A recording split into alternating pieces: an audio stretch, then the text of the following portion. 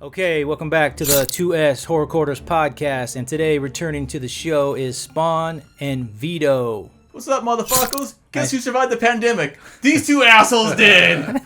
Hey man, nice mask by the way. Hey, thanks, I appreciate that. Not in my collection, but it's definitely a fan favorite. Part 6, of course. You know, I thought we'd do something a little bit more celebrated for the conversation we're going to be having today. And coming back after a year, you know, the hiatus. Yeah. Oh, I know. You know, Smell Manley doing it, you know. Shout out to the brothers. Phil Magnum, T-Dog. Maggie, Tits Saggy, Weed in a Baggie, T. Diddy, he gritty, and then Knuckles McKenzie calls it a motherfucking frenzy. You know, speaking about Knuckles, is it me? Does he not look like a hairless cat these days? So, Spawn reached out to me a couple months ago and wanted to do, what do you call it, an omnibus? Omnibus, or like break down the entire franchise. Right, which we did with Friday the 13th. Okay, and you wanted to do it with Halloween. Right. And I was in for that. I'm sure Vito was as well. Well, obviously. naturally. Right. So for me, I had to run through, to be honest with you, I had to run back through 4, 5, and 6, you know, because, and 3, by the way, 3, 4, 5, and 6. Right. Because growing up, you know, I kind of had a closed mind to those, you know, especially 3, you know, oh, it's, you know, Michael's not in it, right. You know, and then 4, 5, and 6 kind of delved away from the storyline that I knew. Right. But a lot of us did. You're not alone, my friend. A lot of us did. And we'll get into that. And it felt good to actually, you know, revisit these now, you know, at my age, 46. So I was like, let me revisit these with an open mind, take notes. And I was surprised at what came out. Right. What say you gentlemen on the revisits? Oh, absolutely. Like I watch these, you know, I cherry pick the ones that I watch on, you know, when it comes to Halloween season or any time of the year. But yeah, no, some of the ones that I despise, I kind of despise a little bit less. And some of the ones that I love even more by just deep diving, you know, Halloween 3, for example, like, you know, just like you brothers, we'll talk about it later, but I hated it because no Mike, you know, but he was the one. He says, just remove Halloween 3 from the title and just watch it as Season of the Witch. And it's one of my favorite horror flicks of all time. Vito knows well. Listen to Vito. Not always. Howard the Duck. Can't go wrong. He likes Howard the Duck. First of all, you leave fucking Howard out of this. That's a great fucking film and a cinematic masterpiece that's highly underappreciated. Zemeckis, right? Was that Zemeckis did that one? I think Robert No, not Zemeckis. It was Gary Klutz.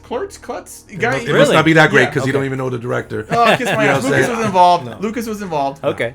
But for me, because I'm a huge Halloween fanboy, I watch all these films all the fucking time. I usually start watching the films in August. And sometimes I go maybe I'll start with 4 and do the Jamie Lloyd trilogy first, or as I like to call it, Continuity B. Or I'll start with 1 and 2 of the original Continuity, which are Continuity A, the one that Carpenter was involved in. Or, you know, I may start off with what I refer to as Continuity C, which is H2O, Resurrection. Or I may jump into Zombies, which is a zombie universe version of Mike. But I always start getting in the mood for Halloween in August, though.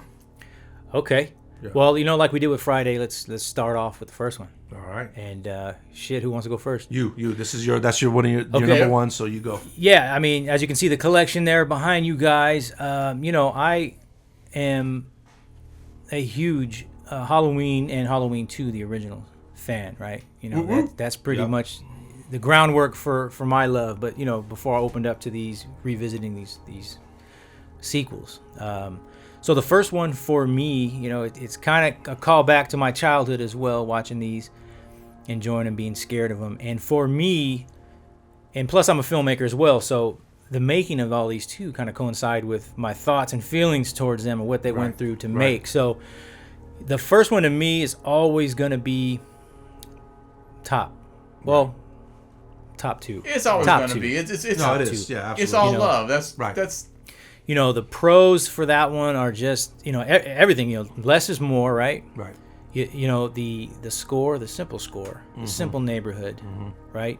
Everything was kind of condensed to this neighborhood where you're supposed to feel safe at, you know, these homes with babysitters, 2-story homes, you know, over there in Pasadena, right across from the library. I mean, everything was supposed to be peaceful. Here you have this kid, this man that's now lurking. The kid first, correct. You know, to have a little 6-year-old kid, I believe he was 6 at the time, do what he did. I mean, that's the shit That's the set off. You're right. That's the set off. So that right there was like, damn, this is wild. That's the travesty of that neighborhood. Little Mikey Myers with the crime that he committed back in 1963. Right. You know, that was a stain in that neighborhood already. Yep. Yeah, exactly. So the score alone scared me as a child, you know, growing up, and obviously the Mask. I am a huge Mask critic. Right. When it comes to these films. Does my Mask get a pass from you, Mike? Your Mask doesn't rank top 3 or nothing with me, but it's respectable in my opinion. I'll take that. I will take that. It's respectable. Now, you know, we'll get to the movement of that Michael, particularly in conjunction to wearing that mask, and my thoughts on that once we get to 6. Right. But, you know, like I said, back to the pros of the first one was just the simplicity of it for me, especially when you know the budget of it and how they made it, and they were getting their friends to come help with it. You know, when you mentioned the budget, doesn't that trip you out that what people may or may not know is that the budget was so low and it was not shot in the fall time, in the summertime, that they had to rake up all the leaves they used to keep recycling the same leaves over and over again. And if you watch the movie, everything is still green. That's not fall colors. Right. Unless you're aware of that, the leaves add to that fall appeal. But if you look at the background, grass is green, full trees, very but yet bright, these brown, very bright out. Yet you have these brown leaves constantly blowing. Yeah. But that's what's smart. That's what's film magic right there. Unless you point that out, you'll never understand that. So when you see the leaves, brown leaves blowing against the green trees, you'll never think about, hey, that's not the right season. But the fact that they had to sweep up every single leaf and use it throughout, I believe it was a 3-week shoot, if I'm not mistaken. Oh, is that right? That's pretty short. I could be wrong, and don't quote me on it, but that's a lot of work. That's tedious work right there. Like, shoot the scene. Oh, we got to do another take. Rake all that shit up. And I only think they only did a few takes. Like, it was real low budget. They only had with low budget films, you don't get a whole lot of takes. But that's just a lot to say, all right, rake all that shit up, do it again. Or for the next scene, you know? Right. Yeah. So, I mean, to me, that's a perfect film. I have no cons on that one, probably because I'm majorly biased on it. So those are my thoughts on it, you know, right off the top. Right, and that's what I have right now. That's the first line. It says right there, perfection. Is that right? Okay. Yeah, oh yeah, absolutely. There's no holes. There's no need to suspend disbelief. You know, all the events are reasonably plausible. You know what I'm saying? Him driving.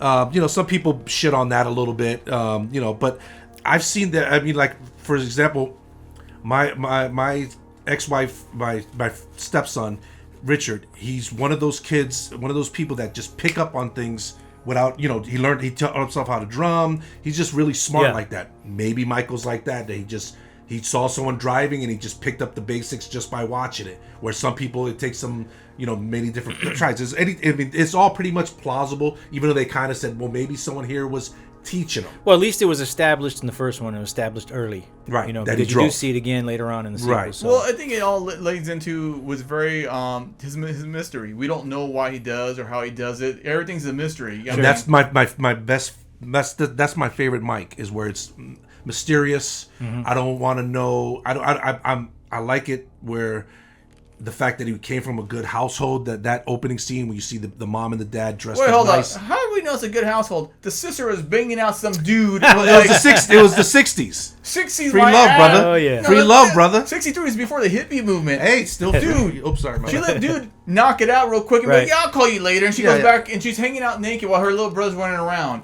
Put some clothes on. You have a little 6-year-old. Shout out Sandy Johnson. Yep. She was at Days of the Dead, by the way. So that being said, you know, I do believe with Michael Myers, the mystery is I do think he's possessed by something. There's something not of this world that moves him. Right. And you can see that opening scene, the blank look in his face.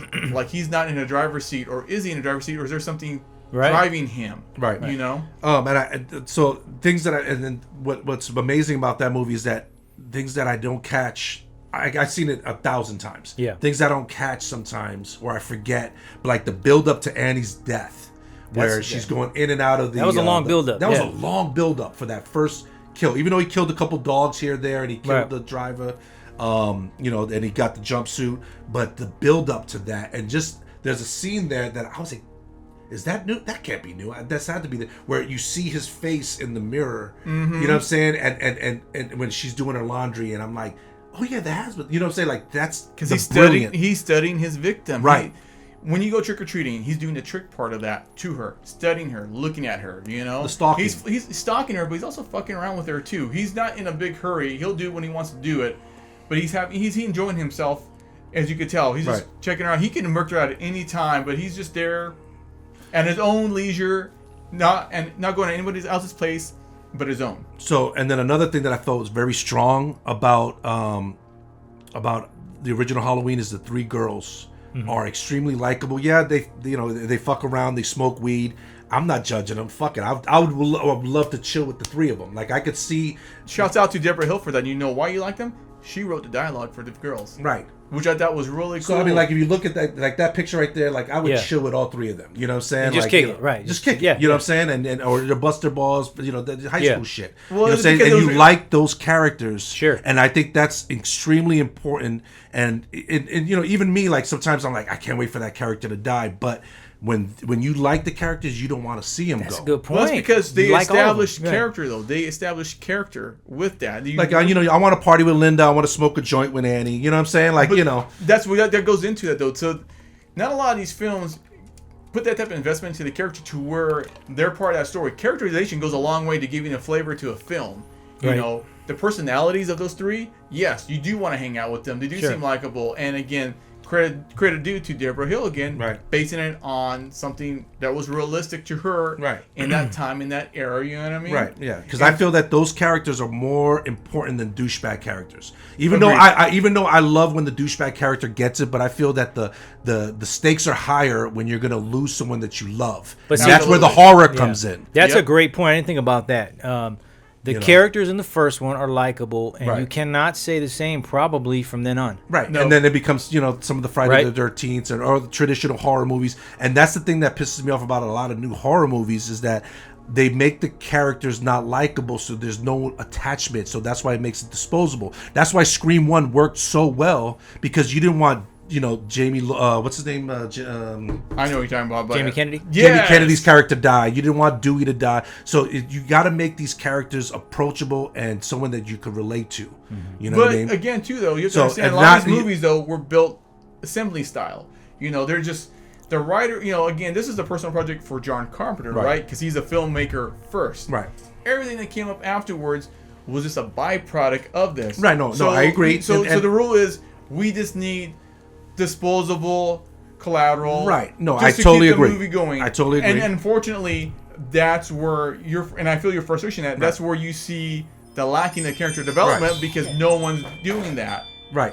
And I totally get it, and I totally understand it. It's right. And I feel the same way. It's like like in the Friday the 13th remake with what's his name, Trevor or whatever. I couldn't wait for that fool to die. You know what I'm saying? But as much as he's an asshole, you got to admit though.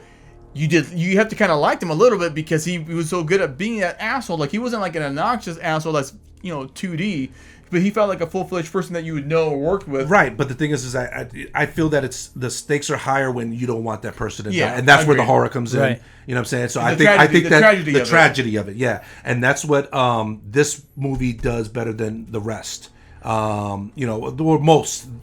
I would say I disagree with the zombie versions, but that's we'll get to that. Yeah. But and then I feel that this one has the monster as the monster. You don't want to turn the monster good yet, and you don't want the monster to be an anti-hero yet. This Halloween keeps the shape Michael Myers a monster the whole time. Well, it's because that was the whole point of it. There was never supposed to be a franchise. It was just something very spooky. A town's dirty secret came back to haunt it years later, and it was just a spooky thing. These babysitters were attacked by a killer. Right. An old wives' tale. You know what I mean? It goes back to the 70s where the son of Sam just murking out people randomly, and so New York was scared for a little bit because he didn't know what was going to hit. Or the Richard Ramirez murders in L.A. Yeah, absolutely. Back in 84, 85. Where you didn't know who was safe or who wasn't, and again, that's what Halloween played on years prior to that, or even years after, depending on Son of Sam. But the whole point is, around the same time. The whole point is this little town was rocked by this psychopath. Right. And I was telling Vito, this is one of the ones that I wish I would have been old enough to watch in the theater. Sure. Like my mind wiped out. They have revivals every year. Right? A Men in Black style that I don't know anything about it, that I could just see fresh in the theater. Oh, that's you. Right. Never seen it before. Straight in the theater at not know shit about it and just be scared. Same thing with like The Exorcist, but definitely this one right here because they have online there's clips online where there's actual footage of someone watching Halloween '78. and just screaming at the top of the lungs, scared when Michael Myers does the Well, you have sit-up. to understand too. This was something. This whole format was new too. Nothing. The only thing that was close enough to this would be Psycho, and even then a few proto slashers. Black Christmas. Black Christmas. Oh man, don't get me started. Bob Clark, right, man? Yeah. But these weren't the norm. You know what I mean? So when Halloween came around, Right. This added. It was still fresh enough, and I believe this movie grown to. It went from like independent distribution to where they were showing in a few places to where word of mouth. This movie kept growing and growing and growing too. Rightfully so. As a matter of fact, wifey, she saw my wife right now. She saw it in the theater, and she said the part where Michael rose up, everybody screamed like it was a fucking roller coaster. And I was like, fuck, dude. No woman wants to be aged, especially in public. Sean's gonna be pissed at you. She's not. Nah, she. Don't care. I think there's no cons in that movie, but if you got a gun to my head or something, right. Some of the decisions, particularly that part of Laurie Strode towards the end there, were really highly questionable. Like her turning her back to him like that. You know what I mean? When she should have bounced the hell out. Right. And she should have bounced the hell out. Of course, we all, get out the house. That's always the thing. But I think she was her adrenaline was so pumped that when she finally started to come down, she just had to kind of take it all in. Maybe, I don't know. I just see it as just filmmaking at the time. Yeah, that's all it was. Just the story elements of filmmaking. But but if you're he's putting himself in that. Oh, absolutely. But I don't though, because I look at this as all art. Right. I get what you're saying. Because I'm a writer first, right? So I always look at storytelling elements, and as a film buff, I just take it for what it was. It's just an element of storytelling in those times. Sure. And I agree with you, because realistically speaking, nobody would have done that. Right. But for the point of a movie, I get it. Yeah. And I try not to be that way, but I'm saying if you're asking me what Oh, absolutely. Yeah. Absolutely. So let me ask you this real quick. So with this being said, Halloween 1 is Laurie Strode your favorite all-time final girl? Oh, out of all the final girls? All the final girls in any franchise. Well, is she your number one? Well, between her and Ripley, can I count Ripley? See, yes. All right. So Ripley. That's awesome. That's Ripley. Okay, that's my girl Ripley, now. You know what I mean? See, I go. That's sci-fi horror, right? I go sci-fi. But here's the thing, though. But I know it's Laurie Strode became Ripley too. Well, we'll get to that. We'll get to that. So are we talking just horror? Just in general. No sci-fi horror. Right. Okay. See, I don't include Ripley because she's like a hero to me. Look at that poster right there. I don't see Laurie. Unwilling hero, though. Unwilling. The Aliens poster. Right. I don't see Laurie Strode. I do in Halloween 2018. Spoilers. You know what? I'm going to say that between Laurie Strode and Halloween 2, between those two, because Laurie Strode and Halloween 2 was, to me, it was illy. I liked how she handled her business. So my thing with Laurie Strode being the top. They always say that Laurie Strode's the number one final girl. I go Nancy Thompson from Nightmare on Elm Street because the way she fought back Freddy, and we'll talk about that on a later episode. Jamie Lee all day. But see, that's the thing. It's Jamie Lee. So they think of, you can think of Terror Train. You think of which was dope, by the way. Right. Yeah. Prom Night. Terror Train. Prom Night. Yep. So I think they encompass her as just the final girl, and that's why Laurie Strode always gets the nod. But here's that's the all thing, I'm saying. Okay, she was the first, though. She established that. Here's the thing with Halloween. Halloween birthed all this. Halloween was the first in many, many things. The killer in the mask, the final girl, and the victims that happen afterwards. What about was this Sweet Alice first with the mask, or? I don't know. Okay, you brought up a good point, but Sweet Alice was a different movie. It's a proto. But yeah, Sweet Alice can't fuck with this. But yeah, no, I'm saying it's a great movie though. It's a proto slasher, but I wouldn't compare the two though. They're not. It's different. This is you can compare Friday to Halloween. You can compare to a degree Nightmare to Halloween, and any of the slasher to Halloween. Alice Sweet Alice is a proto slasher, and it's very much a '70s film, and it's just different elements, and we can talk about that later. But I wouldn't exactly compare the two per se. But with Alice Sweet Alice, again, it was just like I said, it was just a '70s proto slasher. Well, I was just talking about the mask part. The mask part was it? When did that come out? Alice Sweet Alice came out. I want to say 73, 74. Okay. Maybe 76.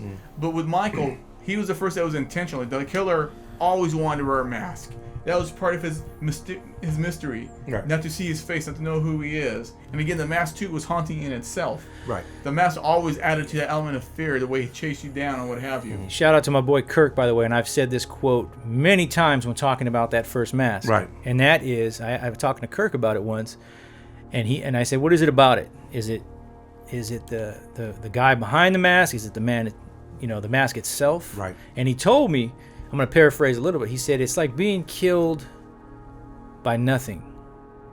And to me, that summed it up. There's nothing in the mask, and there's nothing behind just the mask. Darkness.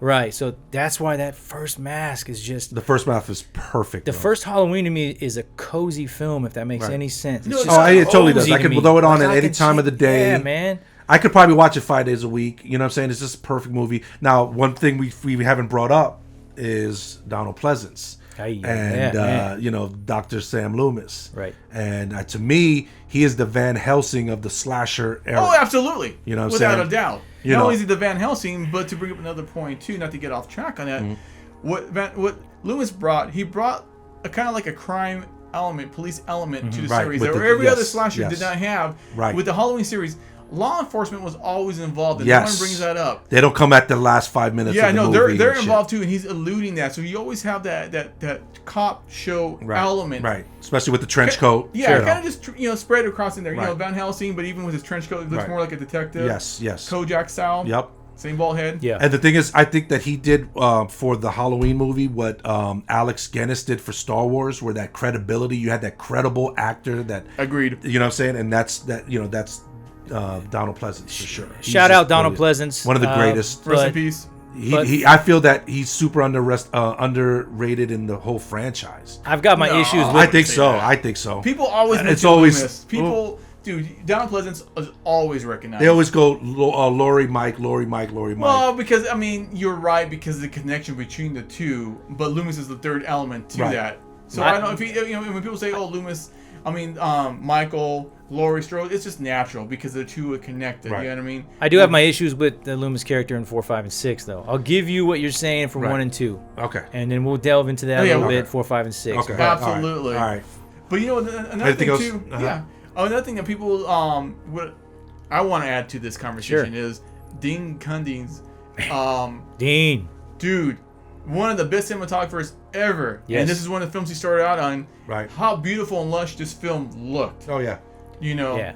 Again, John Carpenter is an amazing director, and when you give him the right cinematographer, nothing but masterpiece art comes out of that. Look how lush everything looked. Absolutely. And you can really see his skill on higher definitions platforms, Blu-rays and 4Ks. You just see the colors come out. Even the way he lit the hospital in 2, which we'll get to. Absolutely. Yeah. But just he took John Carpenter's pace scene and just the lighting, the way they shot it. They were both in sync. Like, to me, Halloween without Carpenter would still be incomplete without Dean Cundey. Because those two were just a 1-2 punch when it comes to shooting this movie. Yeah, absolutely. That's a great point. I didn't even think about that for sure. And you know what's crazy? You brought up 2, Mike. 2 was even more lusher looking than 1 because you see the skill of Dean Cundey coming up. Because again, they also worked on the fog, and so just him getting better and better. Like 2 looks beautiful, and even in terms of the cinematography, outdoes 1. Yes. And you brought up a good point about the hospital because lighting's a lot. Lighting adds atmosphere. It adds character, and you as a director know that. You know what I mean? Yeah. Yeah. These are all elements that go into this. Right. And another thing I want to talk about with part 1 is that it's still very scary and very menacing. You know what I mean? Well, because it's suspense. Right. Here's the thing. Another thing when people don't talk about. Let's talk about the music. Another first. Oh, that's the main character of this franchise. Besides Michael, is the music. The music is what established what the slasher needs too. It's like you just can't shoot the scene. So when John Carpenter first screened his movie, none of the executives cared for it. They didn't think it was scary. Right. But he showed that the music is also another character, a signature motif, a signature sound, a signature theme. All goes into that, and the theme is a combination of pending doom and horror all in one. That creates a suspense of it. You know what I mean? Yep. And then when it picks up, it's like your adrenaline pumping. And yes, again, too, credit to where credit is due. John Carpenter not only knows how to direct movies and write stories and tell stories, he knows how to create music. He's a music writer as well too. So when you have someone who's a jack of all trades and does it well, he knew how to score his own film. Yep. And when you said you brought up a good point, how the music starts getting faster, gets heightened at certain points. That's because the director's writing his own music and knows exactly when to hit those fucking cues. Yep. Yeah, let's go 2. My favorite is 2. Okay. Well, since we talked about 2, let's jump into 2 then. Let's jump into 2, brother, because that's my favorite one of the whole franchise. I said this story before when we did the top 10 horror movies with Urge and right. So that one is personal to me because it's the first one that I saw. So so Same maybe here. right. So I remember we were living in the Bronx at the time, and we went to visit my uncle in Connecticut, and he lived in Navy housing. And compared to the place that we and my mother lived in Hall Avenue, this place was a fucking mansion. Even though looking back, it was probably super small. But so we were staying at the house, and Mom was watching Halloween 2, and it scared the shit out of us. And I'm thinking to myself, if my mom is scared, what the fuck is gonna happen if? You know what I'm saying? That's the worst is when your parents lose their shit. Like, then you know, shit got real. So I didn't know. I was it scared the shit out of me. And then like being in a hospital already is stressful. So to have Michael just lurking around every corner in the hospital, I felt was very smart. And to this day, it's my favorite setting. It was the most original setting because it to put him in a public place that he was still able to hide. Right. And they were smart in the fact that Halloween night, low staff, and then the power goes out, and then he's picking them off one by one. Right. And he went at a time to where everything happened late at night. So again, not a whole lot of traffic's going into these hospitals. Right. If you've ever been to a hospital ER late at night, it's a much more quieter time. It's a much more quieter time, lower staff numbers. Right. So I think that was a smart play, and again, one of the most original locations you could put in a horror slasher film. Right. Because technically it makes him vulnerable too, because he's in a public area that can be caught at any time. So he had to masterfully maneuver through all that. Yeah. So go ahead. No, say a place you're supposed to go for healing. You know. Right. Yes. Thank you. Safety. Right. Safety. Right. A safe place. It's no longer so safe. Some of the things that I like about it, the skull pumpkin opening, to me is that super was iconic. dope, but I always wondered how they even did that, because going on what you said, that's never been replicated, and that always scared me as a kid. That when the pumpkin opens up, death right. is I behind always it. wanted to know how they fucking did that. That skull represents death to me. Right. And then also there was no blank CGI to pull that off or nothing. You know what I'm saying? That's like 81, 80. That's Dean whatever. Cundy right there. Yeah. Dean Cundy, for him to pull that off with that lighting, Yeah. shouts out, my man. Hell yeah. Right. Good job. Rick Rosenthal, to me, pulled the Erwin Kirshner. How do you say his name from Empire Strikes Back? Well, no. In my opinion, I absolutely. Here's the thing, though, because Rick has also gone on record to say that Carpenter has jumped in there and filmed several additional scenes. Well, they said the same thing about fucking Poltergeist and Steve, you know. But that was actually, I believe it was people.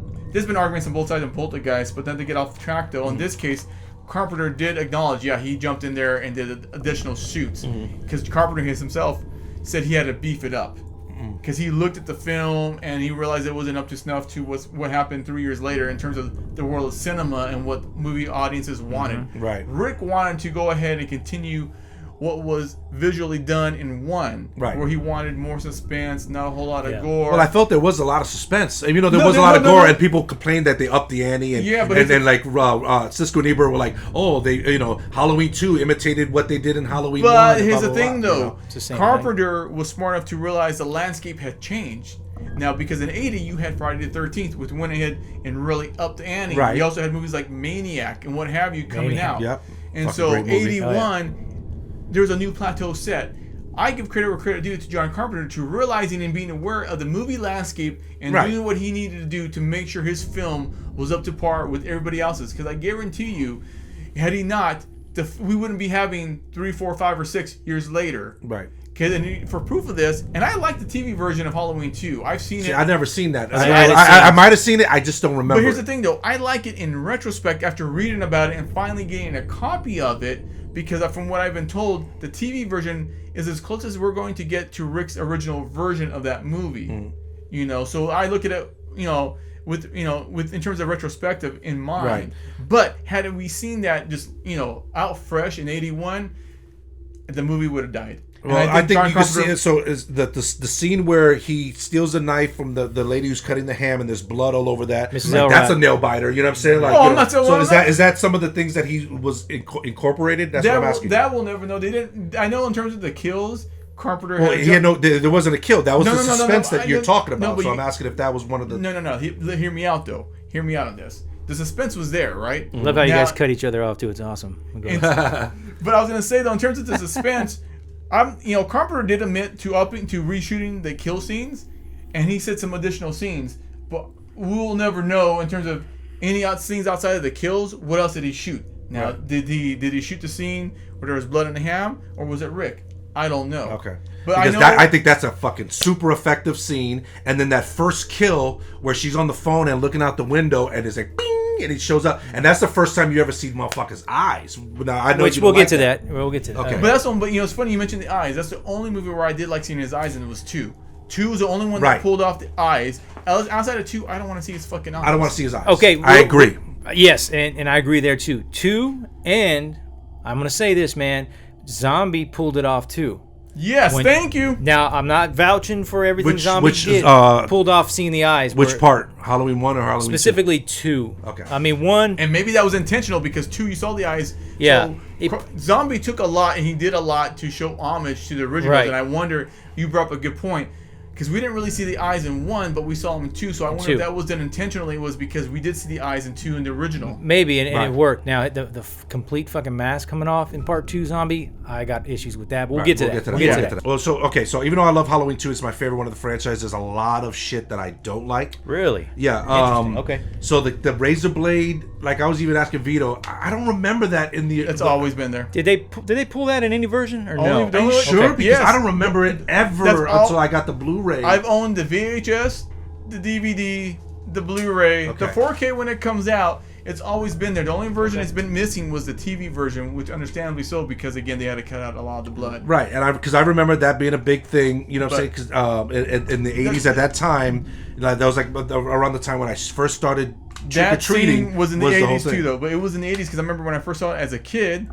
That freaked the fuck out of me. I think that whole scene with her is just pointless. Rough, man. I think it's pointless. I think they could have just cut that scene out and just have her at the front desk. I disagree. I think that would have been fine. It's good dressing for the salad, and I'll tell you why. It gets in the way. It doesn't. It's pointless. It just shows that the hospital is active and there's other things going on in the hospital. That's all. You don't need to. She could be at the front desk and you see that it's active. What do you think, bro? Mike? You know I'm gonna ride the fence with both you guys. I'm just gonna be like, right. I'm gonna squeeze in. I'm gonna squeeze in there just so I don't have to jump on sides. But I'm with Vito in a sense that it's another layer. You can have the same layer, cut that scene out, and then have her at the front desk. Have her at the front desk. Having said that's the that, same layer. Right. Having said that, it could be the other way too. I still like the fact he comes out, and as a kid, it scared me as a kid because he's drooling blood. He could drool blood right there at the fucking front desk. His tongue was cut the fuck out. He cut his fucking tongue. Yeah, I was talking to my buddy about that just the other night on the phone. I was like, that scene just hurts me, man. Do you remember that back in the day? I remember it, but what I don't remember is whether or not, and Vito confirmed, I guess it's always been there. It's always been there. So, I don't know, but I do remember it. Oh, yeah. I remember because it grosses me out. As a kid, just to see that, because like you said, it grossed you out. Because that was relatable. That was scary as a kid. That's scary. And he played it realistic. So his drooling blood, he's holding ice to his Right. No, mouth. I'm fine with it, but I just think it's a pointless scene that the parking lot. Now you could have this, have them at the front desk. I think you get the thing about the hospital still being busy. I like little details. That's a stretched out detail that's unnecessary. It makes the world more alive and believable. It's unnecessary. That scene, them in the parking lot, I think is just unnecessary. You could do the same thing that you're saying with the front desk. But anyway, another scene that I don't like. I think Spawn doesn't like foreplay. Oh, some of us like foreplay before we get to the nitty gritty. Just bust it. Fuck it. There you go. All right, proven. All right. So Ben Tramer, I'd never liked them smashing into him, burning him, dying, and then like just moving on. Like, oops, my arm. I thought that was a great callback to 1 because Ben Tramer. She liked Ben Tramer, and she was supposed to hook up with him, and I think it was tragic. He died that night, and she has no idea that he died. Yeah, but do you think it's weird, or was it by design, him rocking the mask and the suit? Yes, and I'll tell you why. Why? So, I think in the Michael Myers universe, this mask right here is a common item, much like the Ghostface Killer mask was prior to the Scream movies, because back in 94 and 95, those Ghostface masks were all over every nickel and dime. Okay. Spirit stores, Party City, Halloween superstores. So it's very much possible that this mask in the universe of Michael Myers is just a common mask. And you can also refer back to fucking 4, which he goes into a hardware store to get the same fucking mask again. Ben Tramer wearing a similar mask. So Ben Tramer was Laurie Strode and the rest of the girls' age. Yeah. Trick or treating, and you go with it. Yeah. He was 17 years old. He was at a party. He was coming back from a party. Oh, okay. I thought he was just trick or treating. Well, even if it was, who gives a fuck? I stopped trick or treating at 13, 14. That is bro. you. What time when did you stop trick or treating? I still go trick or treating. No, you're a dad. That's different. When did you stop trick or treating? Doesn't fucking matter. Yeah, exactly, motherfucker. The whole point is this. Yeah. You're going to a Halloween party. I don't know. I think you're going maybe to a local. Shoot him accidentally. Nah. You know what I'm saying? That was overkill, bro. Just Bullshit. him getting. He was going to a fucking Halloween school. No. Him getting blown up and it smashed into a car and having this TJ Hooker explosion TV shit. That was fucking dope. No. You don't think that was overkill? No, I loved it. And Dean Kenny's cinematography made the flames look so on this awesome. On this one, see, I rock with Ben Tramer, that whole scene. I'm on your side on this one, V. Sorry, man. All right. But I check just it think out. it's overkill. I think it's overkill. I think a shooting would have been more believable. How many people got blown up? Because if they shot him, they would already know that wasn't Michael Myers. Part of what let Loomis in the dark was that he was burnt, and so they had to wait for dental records. Tensions were high around this time. So I think that this cat has a mask on. It could be him. People are dying. Yes. And that's why it would have been more realistic to shoot this motherfucker instead of accidentally walking and getting hit and then an explosion. Had they shot him, that TJ Hooker shit was. Here's the thing, though. Had they shot him, they would know that wasn't Myers. The reason why Loomis was still out of the loop was because they were waiting for dental records to come back because he was burnt so bad. I understand that. I got all that. I understood it, but I think it was overkill. They could have done something else. Nah, I disagree. They could have done something else. So that's two things you think are overkill: the apple, and then Tramer, and then You wouldn't take the So if you had to get rid of one of those, I would get rid of the kid, the parking lot scene. Okay. Just Leave all that in there. Little details count. Okay. Remember, he doesn't like foreplay.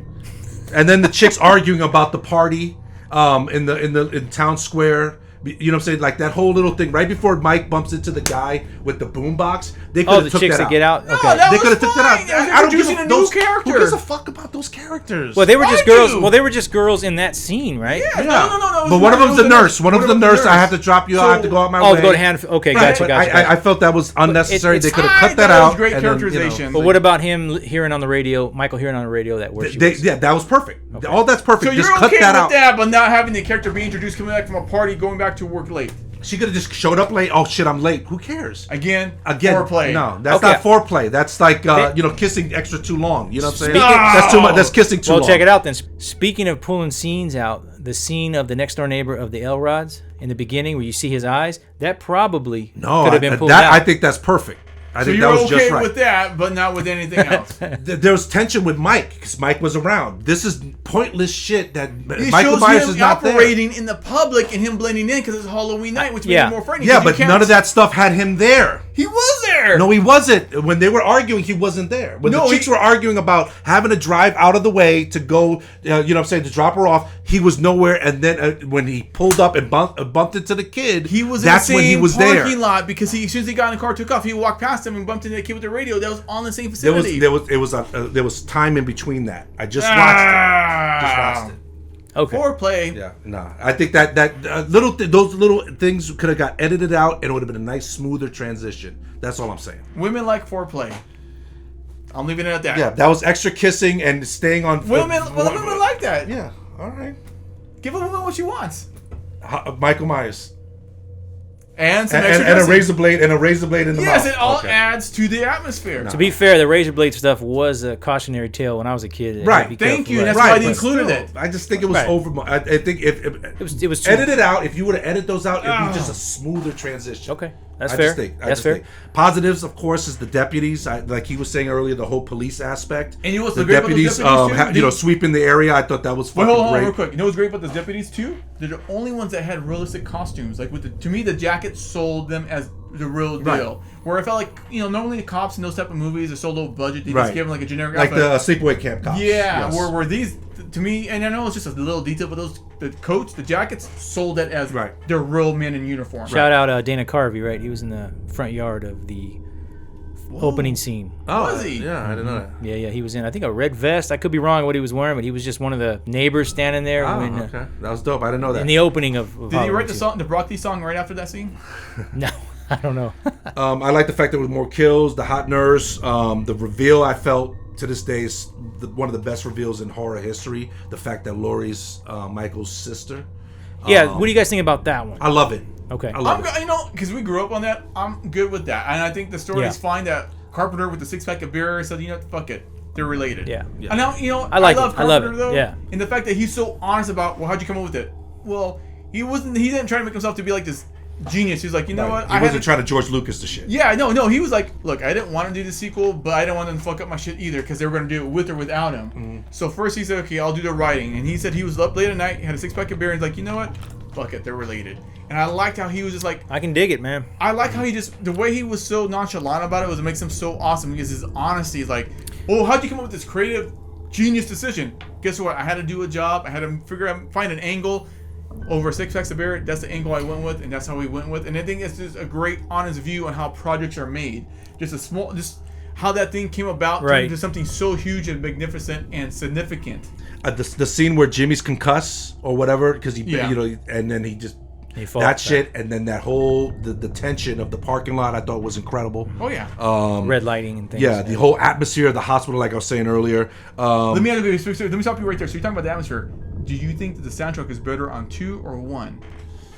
Fuck, dude, that's hard, dude. Because I love both of them, dude. It's like so do I. But I'm just gonna put out there. I think 2 score was actually did the impossible and surpassed 1, not by a whole lot, but I just felt like it came off more sinister. I got 1 all day with 2 a very close second, but 1 all day. Yeah, dude. I love both of them, dude. That's a great point. But no, it's dope. They're both dope. They're both. I think the more electronic synth sound of 2 is what really sells it for me. They had to do something different, right?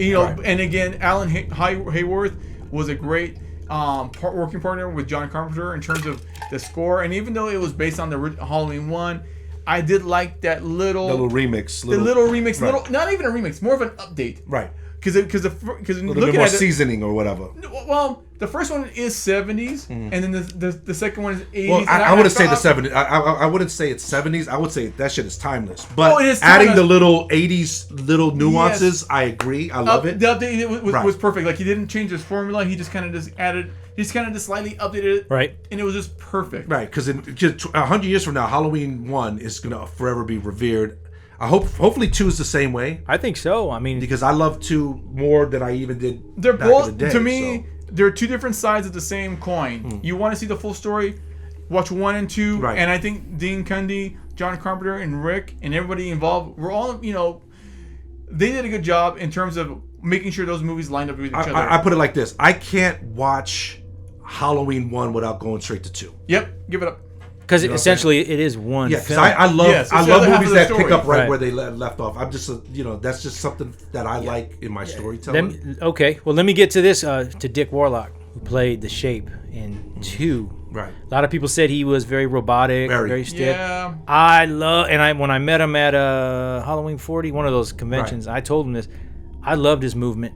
To me, his movement, I'm gonna have to say, to me, I like it better than Nick Castle's from the first one. I can't be mad at that. Shout out Nick Castle too, but for me, I like them both equally. Right. And then I agree with you. Everything you said is absolutely true. Yes, it was robotic, but it worked because it was very creepy. Or he was very sore from taking the shots. Maybe he's like, oh fuck you, motherfucker. You know what I'm saying? No, I didn't see that way. I'm just busting.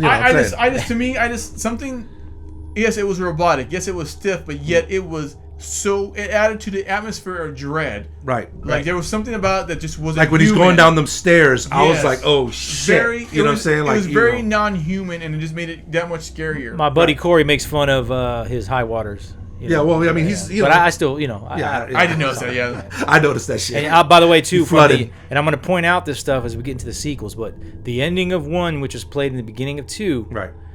There's some shit there. Okay, so at the end of 1, when Michael falls, it's more of a dirt kind of backdrop. Not an outline. The second one is like full grass and an outline, right? And if you watch the beginning of the second one, when he gets shot off the balcony, he's clearly on a platform, on a table.